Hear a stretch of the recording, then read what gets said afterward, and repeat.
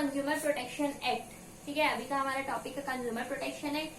Consumer protection act को हिंदी में हम बोलते हैं उपभोक्ता संरक्षण अधिनियम। ठीक है, ये नाम से समझ में आ रहा है, कंज्यूमर प्रोटेक्शन एक्ट। कंज्यूमर को प्रोटेक्शन देने के लिए बनाया गया एक्ट। ठीक है, उपभोक्ताओं के संरक्षण के लिए बनाया गया अधिनियम। उपभोक्ता कौन होता है? जो गुड्स या सर्विस का उपयोग करता है वो उपभोक्ता कहलाता है। उपभोक्ता के संरक्षण, उसके जो अधिकार होते हैं या उनका जो इंटरेस्ट होता है उन सबको सुरक्षित करने के लिए, उनके साथ जो भी अन्याय वगैरह होता है, ठीक है, उससे बचाने के लिए उनके लिए एक एक्ट बनाया गया है, उसको बोलते हैं कंज्यूमर प्रोटेक्शन एक्ट, उपभोक्ता संरक्षण अधिनियम।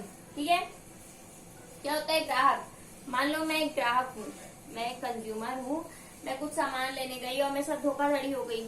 ठीक है, मेरे को उसने कह दिया कि मतलब पैकेट में लिखा हुआ है कि 5 किलो आटा की पैकेट है, लेकिन अंदर में निकला केवल 2 किलो आटा या 3 किलो आटा। तो मेरे साथ क्या हुआ? धोखाधड़ी हुई। ठीक है, तो यहाँ पे मेरे साथ अन्याय हुआ है, तो उस अन्याय से मेरे को बचाने के लिए ये अधिनियम बनाया गया है। इसके अंतर्गत कंज्यूमर के अधिकारों को सुरक्षित किया जाता है।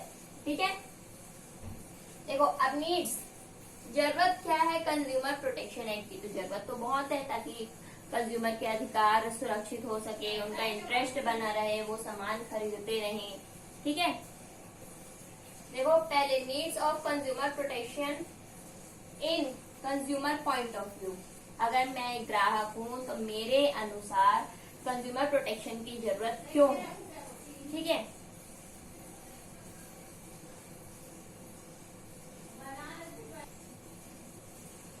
तो एक कंज्यूमर के अनुसार कंज्यूमर प्रोटेक्शन एक्ट की, कंज्यूमर प्रोटेक्शन की जरूरत क्यों है? देखो इसका पहला पॉइंट है consumer ignorance. Consumer ignorance, ignorance से हम समझ में आ रहा है जैसे कि मेरे साथ कुछ धोखाधड़ी हुई, जैसे कि मैं वही आटा की पैकेट लेने के लिए गई और मेरे को 5 किलो की जगह 4.5 किलो दे दिया, तो मैं बोलूंगी आधे किलो का तो फर्क है।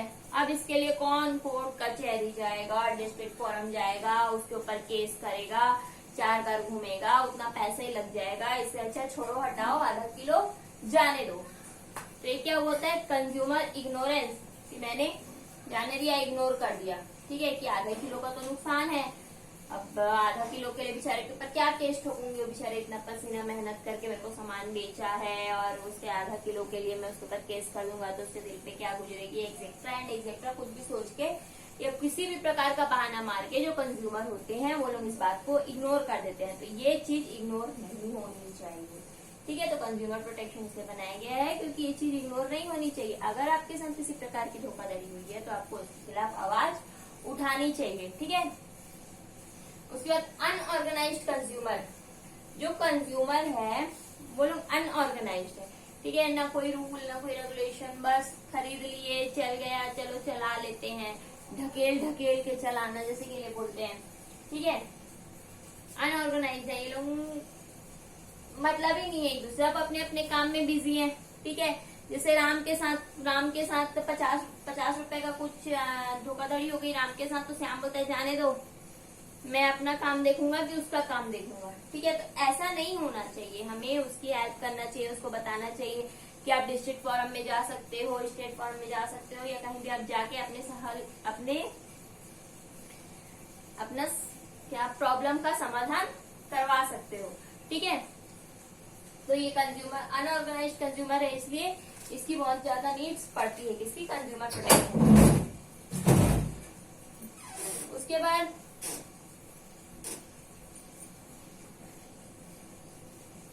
उसके बाद है wide spread exploitation of consumers. ठीक है, कंज्यूमर्स के साथ जो भी धोखाधड़ी और अन्याय होता रहता है, ठगी होती रहती है। ठीक है, उससे कंज्यूमर को बचाने के लिए ये प्रोटेक्शन एक्ट की बहुत ही ज्यादा जरूरत होती है। ठीक है, ये था कंज्यूमर पॉइंट ऑफ व्यू। ये कंज्यूमर पॉइंट ऑफ व्यू के कुछ पॉइंट है, कुछ पॉइंट आप अपने से भी लिख सकते हैं। उसके बाद from business point of view, अब बिजनेस पॉइंट ऑफ व्यू से कंज्यूमर प्रोटेक्शन की क्या जरूरत है? ठीक है, पहले देखो long term interest of consumer, consumer का जो इंटरेस्ट होता है वो लंबे समय तक बना रहे। ठीक है, कंज्यूमर का जो इंटरेस्ट रहता है वो लंबे समय तक बना रहे, इसके लिए हमको इसकी जरूरत पड़ती है। जैसे कि जो ग्राहक होता है वही मार्केट का राजा, तो वही होता है। वो चाहे तो किसी भी कंपनी को एक दिन में जमीन से सीधा आसमान में खड़ा कर सकता है कि पीछे पड़ गया कि नहीं मैं इसी का सामान यूज करूंगा, इसी का सामान यूज करूंगा, ठीक है। और वो चाहे तो एक आसमान में खड़ी कंपनी को लाके नीचे ढकेल सकता है। जैसे कि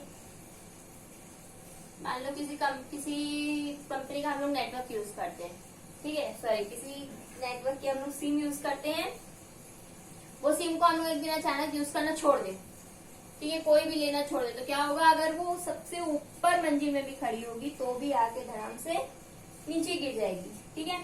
तो हम लोग क्या करते हैं, कई बार कंज्यूमर का जो इंटरेस्ट होता है एक चीज पे बैठ जाता है, अगर वो चीज अच्छी मिल रही है तो वो और उस चीज को खरीदता है, और अच्छी मिल रही है तो और, जैसे कई बार क्या होता है एक कंपनी बन जाती है, जैसे मेरे को एडिडास की बैग चाहिए तो एडिडास की ही बैग चाहिए, तो क्या होता है मेरा वहाँ पे इंटरेस्ट क्रिएट होते जाता है जो कि लंबे समय तक चलता है। उसको लंबे समय तक चलाए रखने के लिए कंज्यूमर प्रोटेक्शन एक्ट की जरूरत पड़ती है, ठीक है।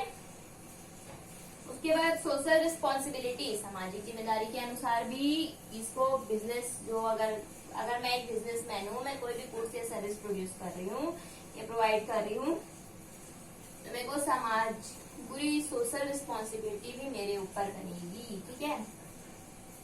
उसके बाद मोरल एथिकल जस्टिफिकेशन, समाज को ध्यान में रखते हुए काम करना होगा। जैसे मैं सोच रही हूँ समाज में कुछ मेरे प्रोडक्ट को लेके कुछ गड़बड़ चल रही, कुछ किसी के मन में कुछ और चल रहा है, ठीक है। जैसे कि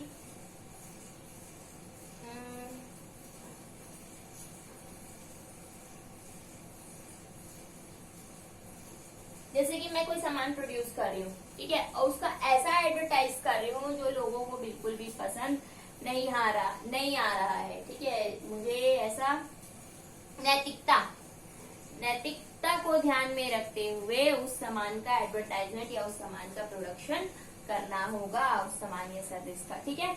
ये हो गया consumer protection act consumer protection act आप समझे। कंज्यूमर प्रोटेक्शन एक्ट की जरूरत कंज्यूमर पॉइंट ऑफ व्यू से, ठीक है। उसके बाद कंज्यूमर एक्ट की जरूरत बिजनेस पॉइंट ऑफ व्यू से।